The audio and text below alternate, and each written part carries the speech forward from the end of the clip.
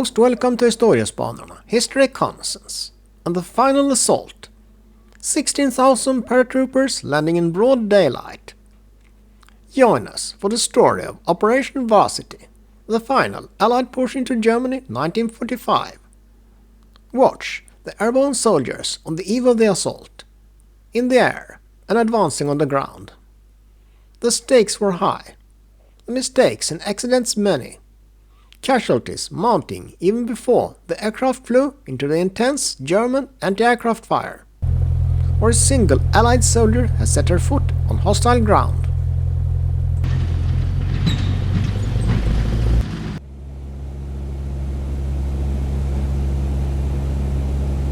Varsity was the largest daylight concentrated airborne operation in history.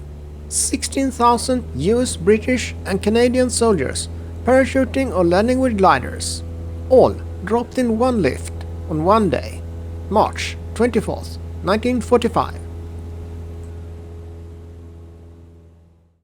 Units like the US 6th and 17th Airborne Divisions were pulled out of the line and concentrated in staging camps in England.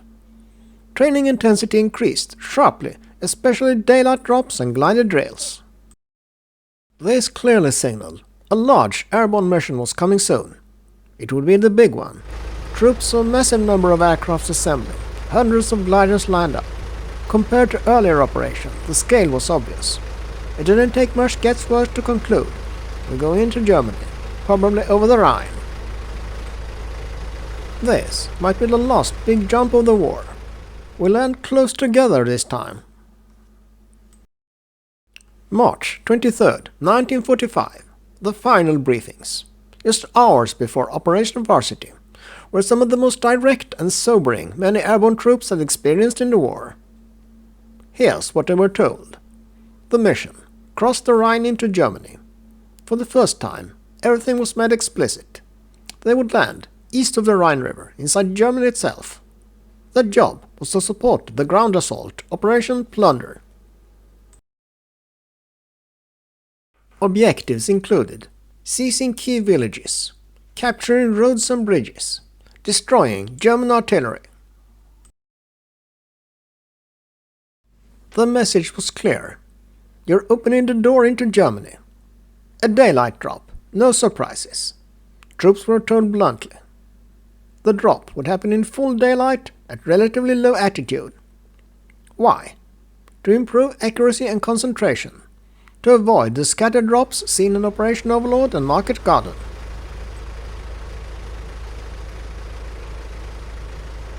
But the officers didn't sugarcoat it. This meant heavy exposure to German anti-aircraft fire. Expect intense flak and resistance. Briefings emphasized the Rhine was heavily defended. German forces would be alert, well-armed and waiting. Troops were warned. Planes could be hit before the drop. Gliders might land under fire or crash.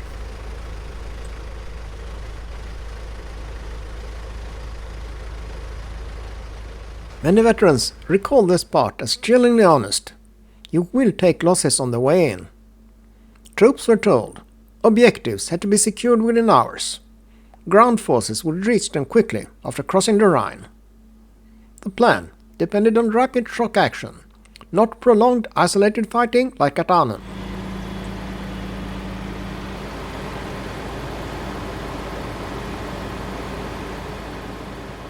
The Airborne Armada took off from a large network of airfields across southern and eastern England. Over 1,500 transport aircraft and 1,300 gliders, all launched in a tightly scheduled sequence. The result was a continuous stream of aircraft stretching for over 200 miles, heading toward the Rhine.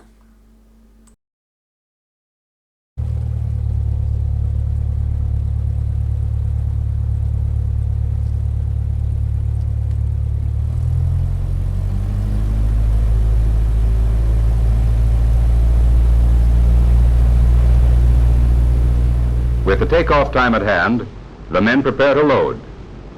Brigadier generals of paratroop and airborne commands buckle up with their men. The jumpers carry the full equipment of a heavily armed fighting man and 2 parachutes as well. The extra chute gives the men a complete feeling of confidence, just in case. Sharp corners and protrusions on the plane are taped to prevent fouling of the chutes or other equipment. These C-46s are making their first appearance in the ETO on a combat mission. Use of doorways on both sides of the fuselage permits emptying of the plane in half the usual time.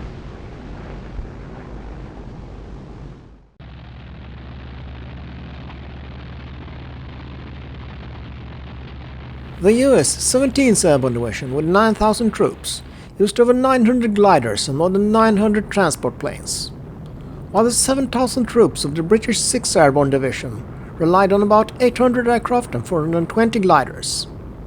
This airborne armada was protected by more than 2,000 Allied fighters from the US 9th Air Force and the Royal Air Force.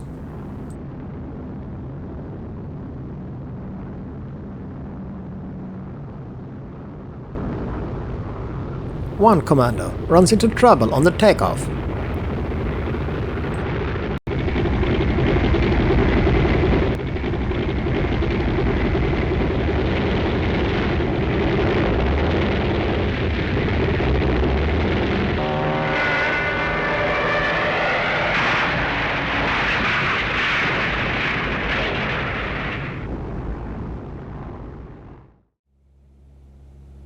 Unlike some earlier airborne operations, the parachute troops in Operation Varsity was not primarily dropped ahead of time to secure landing strips for gliders.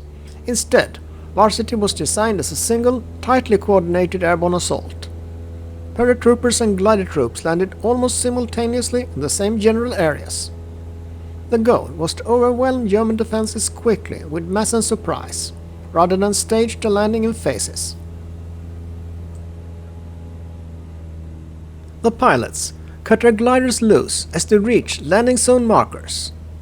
The tow teams are timed to clear specified fields for landing. The gliders come down as best as they can. Some have a hard time of it. Heavy German flak in the vessel area takes its toll on the airborne plane.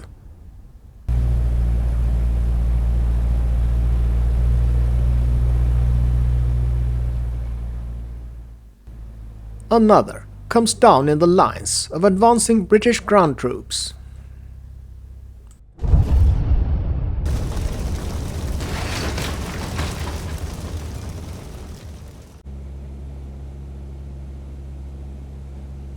At 10 a.m., airborne troops belonging to the British 6th and the American 17th Airborne Divisions began landing on German soil, some 13 hours after the Allied ground assault began.